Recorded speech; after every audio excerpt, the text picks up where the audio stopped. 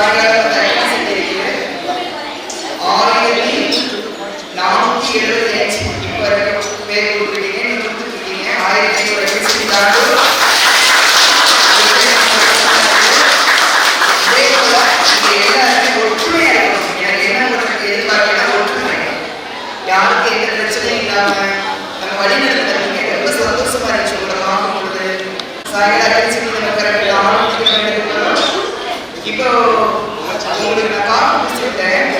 நான் வருடாரம் செய்து உங்களுக்கு நான் காப்பு குடிச்சிருக்க ஒரு வித்தியாசம் இருந்தது. ஆனால் இதில் வந்து பார்த்தீங்கன்னா உங்களுக்கு மிகப்பெரிய ஒரு சக்தி இருக்குது. உங்க எல்லாருக்குள்ளேயுமே மிகப்பெரிய ஒரு சக்தியா அம்மா காப்பு கேட்டு கருதல் இருக்கிறாங்க. அம்மா காப்பு கேட்டு கருதல் இருக்காங்க, நீங்க கருதல் இருக்கீங்க. ஒரு விஷயம் வந்து நல்லா முழுமையா புரிஞ்சுக்கோங்க. ஒரு சாதாரண ஒரு இயல்பான ஒரு இடத்துல வந்து இவ்வளவு மக்கள் கூட முடியாது, இவ்வளவு நேர்த்திக்கடல் வர முடியாது. அப்ப நம்ம இவ்வளவு நேர்த்திக்கடலும் இவ்வளவு உண்மையாகவும் எந்த பிரச்சனை இல்லாம வாரீங்கன்னா நீங்க வாரீங்களா? உங்களை அவள் வரவேற்கிறாரா?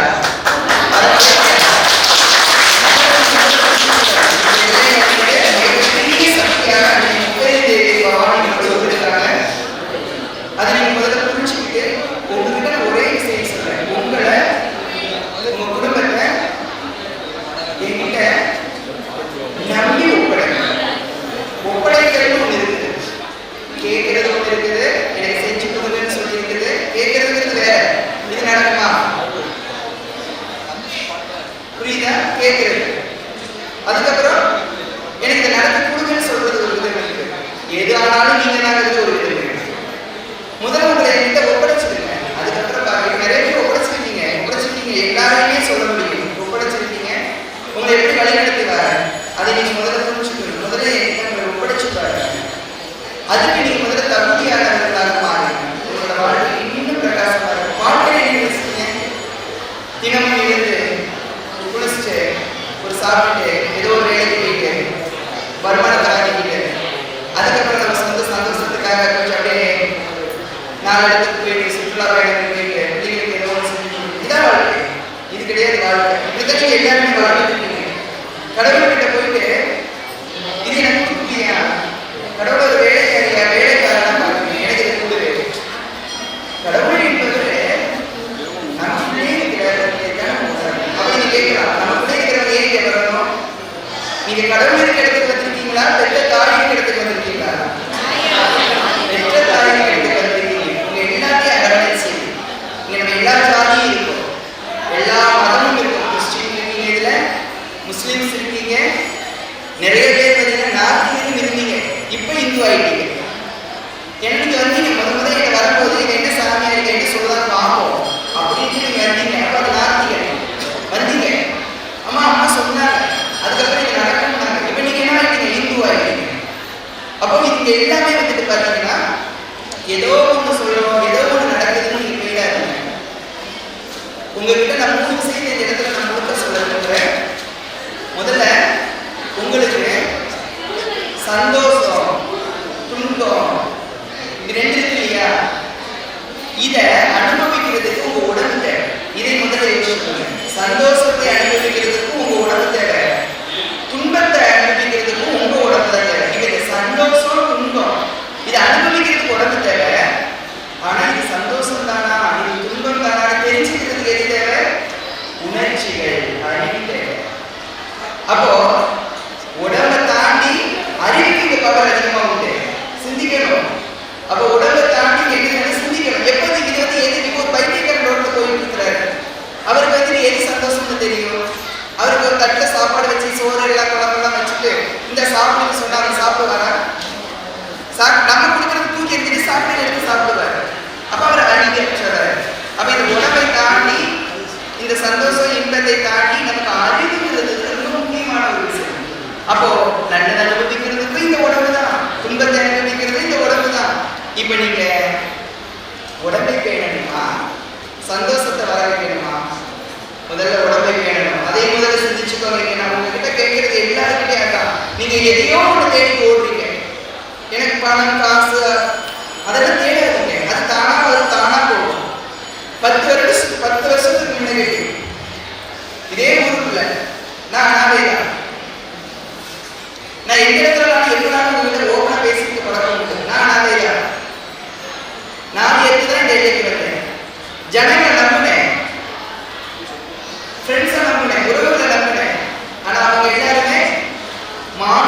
புத்தியை காமிச்சாங்க. மனிதன் இப்படித்தாங்கிற ஒரு புத்தியை காமிச்சாங்க. அதுக்கு அடுத்துதான் நான் வந்துட்டு குருவின் அருளால் இறையை கைப்பற்றினேன், இறையின் காலில் விழுந்தேன், இறையை பற்றி கொண்டேன். எனக்கு நீ மட்டும்தான் சொல்லிட்டு எல்லாத்தையும் விட்ட நீ மட்டும்தான் அடைக்கலமானேன். இப்ப பாரு, நான் நற்கள் பெற்ற மகாராஜி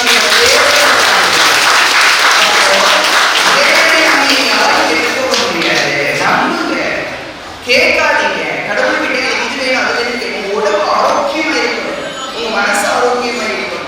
அப்ப இன்பமும் துன்பத்தை அனுபவிக்கிறது நம்மளோட உடம்பு. நீங்க சந்தோஷத்தை மட்டும்தான் எதிர்பார்க்கீங்க. இந்த அழகு எத்தனை வருஷத்துக்கு இருக்கணும்? இந்த காமம் எத்தனை வருஷத்துக்கு இருக்கணும்? யோசிச்சு பாருங்க. அழகு காமமும் நம்மளை விட்டு கடந்து போயிடும். இந்த உடலும் சோர்ந்து போயிடும். ஆனா இந்த ஜீவன் மட்டும் அப்படியே இருக்கும். என்னைக்கு இந்த உடம்பு விட்டு இந்த ஜீவன் வெளியில போகுதோ அன்னைக்கு நீ செய்த பாவமும் புண்ணியமும் தான் நம்ம பின்னாடி ஓடிடும். அப்ப உடம்பெடுத்து எல்லாம் போயிடுது. இந்த உயிர் மட்டும் தனியா வரப்போகுது. நீ செய்த புண்ணியமும் நல்லது மட்டும்தான் உங்க கூட வரப்போகுது. கெட்டது அப்ப இந்த நல்லது கெட்டது இப்பவே நம்ம செஞ்சுக்கலாங்க. நம்ம நல்லது எது கெட்டது எது நம்ம பார்த்து நடக்கலாங்க. அம்மா உங்க சொல்லிக்கிட்டு உங்க கண்ணு முன்னாடி வாழ்ந்துட்டு இருக்காங்க. 8 நாள் நேரத்தை பண்ணிட்டு இருக்காங்க. எப்படி எங்களால் ஆரோக்கியமா இருக்க முடியுது? உங்ககிட்ட தொடர்ச்சியாக வாக்கு கொடுத்துட்டு இருக்கிறாங்க. முந்தான தருவாங்க விட்டீங்களா? ஒன்று செவ்வாய் நம்ம காப்பீட்டு விட்டீங்களா? காலையில் இந்த நைட் வரைக்கும் 3 நாள் அனுபவம் மீதி நடந்து கூட. அப்ப இந்த அனுபவத்தில் எதுக்காக சம்பாதிக்கிறாங்க? நிறைய பேருக்கு அப்படிதான் தெரியும். சம்பாதிக்கிறாங்க. நான் சேர்த்த சப்பு, நான் சம்பாதிக்க சம்பாதிக்க எல்லாமே என் ஜீவனான நீங்க ஒரு விஷயம் எல்லாம் நினைச்சுப்பாரு. அம்மா இங்கிருந்து பார்க்கணும் போது முன்னாடி வாங்க, உங்க முன்னாடி வாங்க. ஆனா நீங்க இந்த எல்லைக்கு வரும்போது நான் உங்க பின்னாடி தான் வரேன். யோசிப்பாரு. தாயானவள் முதலில் இருக்கணும். ஈண்டெடுத்ததுக்கு அப்புறம் பிள்ளைகளை வழிநடத்தி பின்னிற்கவா முதல்ல எங்களுக்கு எல்லாத்துக்கும் முன்கூடி கடைசி உங்களை கரை சேர்த்து எல்லைக்கு கொண்டு வரேன். அவங்க பின்னாடி வந்து என் குழந்தைகள் எல்லாம் வந்துட்டீங்களா? என் பிள்ளைகள் எல்லாம் சந்தோஷமா இருக்கீங்களா? அம்மா அவ்வளவு கூட்டத்தில் இருந்தாங்க. அம்மாவுக்கு உங்க கருதி எல்லாரும் வேகமா போங்க. நான் பில்டப் பண்ண ஆசைப்படல, எவ்வளவோ ஆசைப்படலாம். இப்போ அம்மா கிட்ட நீங்க இப்ப சொன்னாங்கன்னா நீங்க எவ்வளவோ பேர் கொடுத்துருக்கீங்க, என்னென்னமோ செஞ்சிருக்கீங்க. இப்ப நீங்க 2 செட் ஆகும் 200 பேர் செட் ஆகலாம் நிப்பாட்டிங்கன்னா நீங்க வந்து நிப்பாட்டுவீங்க. பாட்டு வச்சுருக்கீங்க, ஆடல் பாடல் வைங்க, என்ன நிகழ்ச்சினாலும் நீங்க செய்வீங்க. எனக்கு அது முக்கியம் இல்லை, எனக்கு பணம் முக்கியம் இல்லை. உங்களோட ஆரோக்கியம் மட்டும்தான் முக்கியம். உங்களை நான் எப்பொழுதுமே நல்லபடியாக பார்க்கணும் அப்படிங்கிறதுக்கு நீங்க என்கிட்ட உங்களை ஒப்படைச்சு இந்த சேனல் பயிற்சி சேனல் எனக்கு நல்ல பிள்ளையாயிட்ட. இதோட 4வது வருஷம் வந்துருக்காரு. இவர் எனக்கு என்கிட்ட பேச முடியாது, யாரும் எனக்கு ட்ரை பண்ண முடியாது, அப்படியே ட்ரை பண்ண பேச முடியாது. பாலாட்ட பேசுவார். நம்ம அம்மா எப்படியே கேட்டாமா நான் எத்தனையோ உறுப்பு எத்தனையோ சேனல் ஒன்றும் இல்லாத வீடியோ எடுத்து போட்டால் கோயில் பெருசாக்கலாம். நம்ம பெற்ற தாய் நம்ம தாய்க்கு எவ்வளோ அதிசயங்கள் பண்ணுறா. நம்ம அம்மாவை தனியாக முடிச்சு நம்ம பேட்டி எடுக்கணும். ஒவ்வொரு மக்களையும் வச்சு பேட்டி எடுக்கணும். கோயில் பெருசாகணும் சொன்னாரா சொல்லுது. சொன்னேன் ஒவ்வொருத்தரும் உணர்ந்து உணர்ந்து உணர்ந்து இந்த எல்லைக்கு இந்த தாயை தேடி வரட்டும். நான் விளம்பரத்துக்காக எனக்கு விளம்பரம் வேண்டாம். எனக்கு நீங்க போதும், எனக்கு இந்த சொத்து போதும். இன்னும் இங்க உண்மை இருக்கிறது. கண்டிப்பாக நீங்க உங்களுக்கு ஒரு நாள் அதுதான் உங்களுக்கு எதிர்பார்க்க. நீங்க எப்பொழுதுமே எங்களோட தங்கங்கள் செல்வங்களாக இல்லை. அம்மா உங்களை இந்த பால் குளத்துல அம்மா ரொம்ப ஆனந்தமா இருக்கிறார். அம்மா கரவை தண்ணி வந்து வச்சிருக்கோம். நீங்க நல்லா பாருங்க. அம்மாவோட கரை போகிற பார்த்தீங்கன்னா இங்க அந்த கண்ணு மட்டும்தான் தெரிஞ்சு பாவாங்க. அந்த அளவுக்கு இருக்குது. இப்ப சாயங்காலம் அடிச்சுட்டு பிரம்மாண்டமா வரப்போகுது. சாயங்காலம் அடிச்சுட்டு பார்த்தீங்கன்னா 1000 சொல்லவே முடியல. சரியான தப்பா சொல்லியிருக்காரு. அப்ப கேப் ஒரு விஷயம் 1400 தாண்டிடுச்சு. அப்படி இருக்கும் பொழுது பிரம்மாண்டமா வரப்போகுது அப்படின்னு சொல்லி அடுத்த வருஷம் அழகு குத்துறதுக்கு செப்பரேட்டா வைக்கப்படும். ஏன்னா எல்லாமே ஒண்ணு. இப்போ அழகு குத்துறவங்க நிறைய பேர் விசிட் பண்ணிக்கணும். வேண்டாம் எல்லாம் தெரிஞ்சுக்கிறதுனால இந்த வருஷம் கொஞ்சம் டக்குனு இந்த அழகு குதிக்குவோம். அதை தாண்டிக்கிறோம். ஆனா அடுத்த வருஷம் இந்த நிகழ்ச்சியை தனியா வைக்கிறோம். தனியா வச்சுட்டு ஒரு சிறப்பா இருக்கும். நீங்க என்னோட குழந்தைங்க நான் உங்கள்கிட்ட ஒன்று கேட்குறேன். எல்லாரும் வருவீங்க, இந்த கோவிலுக்கு வருவீங்க, புதுசா வருவீங்க, பழசா வருவீங்க.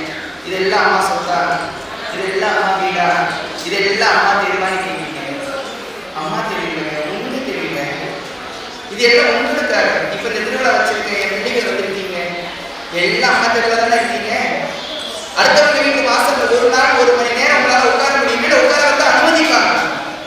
அப்போ இவ்வளவு தூரம் நான் உங்களுக்கு செஞ்சுட்டு இருக்கேன்னா என் செல்வங்கள் நீங்க வந்தீங்கன்னா சந்தோஷமா குளிச்சு மகிழ்ந்து சாப்பிட்டு மகிழ்ச்சியா நீங்க இவ்வளவு பேர் வந்திருக்கீங்க. உங்க எல்லாத்துக்கும் அன்னதானம் ஏற்பாடு பண்ணுவீங்க. இந்த அன்னதான ஏற்பாடு உங்களுக்கு பண்ணிருக்கேன்னு சொல்ல வேண்டும். உங்களுக்காக நான் இந்த காலையில் நானே செய்து வச்சிருக்கேன். யார் செய்வா? ஏற்பாடு இந்த சமையல்காரங்க வந்திருக்காங்க. எல்லா அண்ணாச்சி தலைவர் எல்லாரும் சொன்னாங்க சமையல்காரங்க வந்திருக்காங்க. அவங்க பார்க்கணுமா? என்னதான் இருந்தாலும் ஒரு பிள்ளைக்கு தாய் உணவு செஞ்சு கொடுக்கிற ஒரு திருப்தி கிடைக்குமா?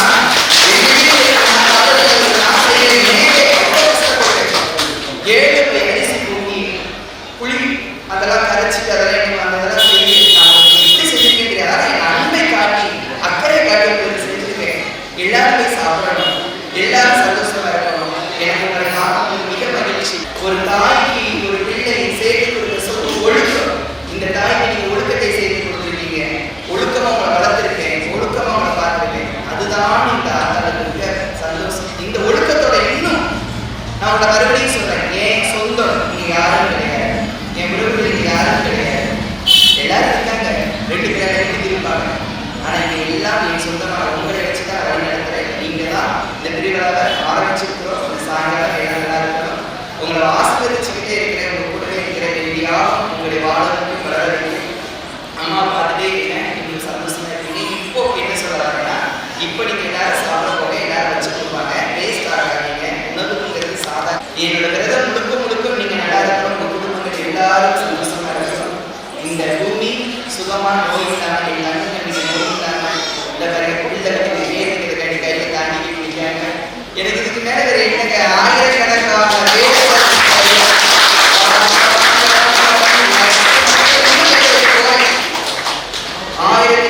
பேருக்கு மேல குழந்தை கொடுத்தாச்சு. எத்தனையோ பேர் கல்யாணம் முடிச்சு வச்சாச்சு. எண்ணிக்கைலாம் கிடையாது. கல்யாணம் காட்சி இதெல்லாம் எண்ணிக்கை கிடையாது. வாழ வச்சாச்சு. கஷ்டத்துல இருந்து கிடைச்சிருந்தாச்சு. அதனால நீங்க எல்லாருமே இன்னும் ரொம்ப சந்தோஷமா இருக்கணும். முடி முன்னாடி விடுவாங்க, பசிக்கிறாங்க. இந்த ஆச்சு அந்த ஆச்சு ரெண்டு வச்சு நீரை அடிக்கணும். சரியா?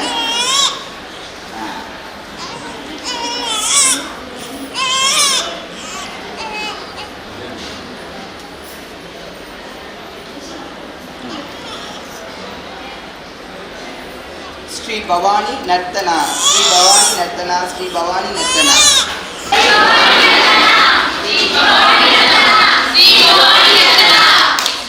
இவங்க வீட்டில் நார்மலாக தயாரிச்சிருக்கிறாங்க. ஏன்னா நாகமாவா நிறைய சக்தி கிடைக்கும். அதனால ஸ்ரீ பவானி நர்த்தனான்னு பேர் வச்சிருக்கிறோம். நர்த்தனா பாருங்க, இந்த நாட்டையே ஆள போற இன்னைக்கு சொன்னதுதான் பவானி நர்த்தனா வச்சிருக்கேன். நர்த்தனான்னு பேர் விளங்கும். அந்த அளவுக்கு நாகம்மா வந்து அவங்க குடும்பத்துல நிறைய விஷயங்கள் பெரிய சாதனைகள் செய்ய போறாங்க. நர்த்தனாவுக்கு வாழ்த்துக்கள். பவானி நர்த்தனா மீண்டும் செல்வ செழிப்போட வாழணும்னு வாழ்த்துறேன். சரியா?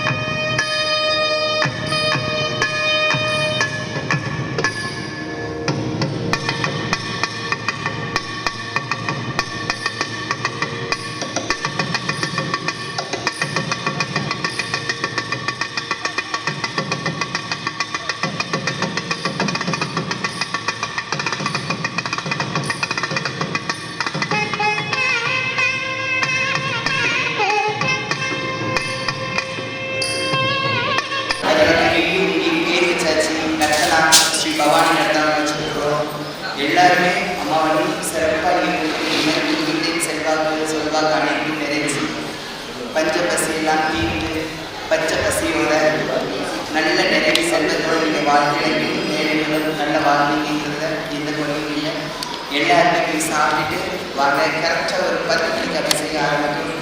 10:30 பார்த்தீங்கன்னா 11 மணி பூஜை ஆரம்பிக்கும். 12 மணிக்கு ஒரு கொஞ்சோடு சின்னதாக ஒரு ஆன்மீக பாடம் கொடுத்துருக்குறாங்க. ஒரு ஆன்மீக பாடம் போன வருஷம் வந்தாங்கல்ல பிரியதர்ஷினியா சங்கரன் அவங்க வர்றாங்க. உங்களுக்காக கொஞ்சம் உற்சாகப்படுத்துவாங்க. உங்களை நேற்று மலைமாரி பாடல் அட்டகாசமாக இருந்துச்சு. பாமா பாட்டெல்லாம் அவங்க படிக்காமல் இருந்தாங்க. நாளைக்கு தான் அடுத்த மலைமாரி பாடல். எல்லாரும் சந்தோஷமாக அம்மாவை கொண்டாடுங்க. இன்னும் அடுத்த வருஷம் இன்னும் சிறப்பாக நம்ம எல்லாரும் செய்யலாம். ஜெய் பவானி.